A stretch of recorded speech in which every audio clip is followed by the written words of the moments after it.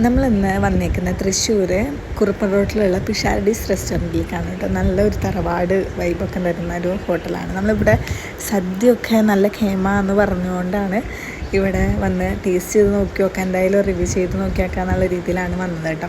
അപ്പോൾ ഈ കുഞ്ഞിരാമായണ സിനിമയിൽ പറയണ പോലെ ആദ്യം പൈനാപ്പിൾ കിച്ചടി വന്നു, പിന്നെ മസാലക്കറി, കൂട്ടുകറി, കാളൻ, ഓലൻ വന്നു, പിന്നെ കാബേജ് തോരൻ ഉണ്ടായിരുന്നു, പിന്നെ അവിയൽ, പിന്നെ ഈ പരിപ്പും നെയ്യും കൂടിയിട്ടുള്ളൊരു സംഭവം ഉണ്ടല്ലോ, അത് കൂട്ടിയിട്ട് ചോറിനാൻ തന്നെ ഭയങ്കര ടേസ്റ്റാണ്. ആദ്യം ഇത് കൂട്ടി ചോറിന, പിന്നെ സാമ്പാർ, പിന്നെ മോര്, രസം, പിന്നെ പായസം കൂട്ടി ചോറിന, പിന്നെയും ഒരു ഉരുള സാദാ സാമ്പാർ കൂട്ടിയിട്ട് ചോറിന, അങ്ങനെയൊക്കെ പറയാൻ പണ്ടുള്ളവർ. പിന്നെ ഈ കറികൾക്കൊക്കെ ഓരോ സ്ഥാനം ഉണ്ടെന്നും പറയണ കേട്ടിട്ടുണ്ട്. അറിയണവരൊന്ന് കമൻറ്റ് ചെയ്യും കേട്ടോ. പിന്നെ പുളിയിഞ്ചി വന്നു, അച്ചാർ വന്നു, ഒരു നല്ലൊരു ഊണ് തന്നെ. ഒരു കാണുമ്പോൾ തന്നെ നമുക്കൊരു ഭംഗിയുണ്ട്.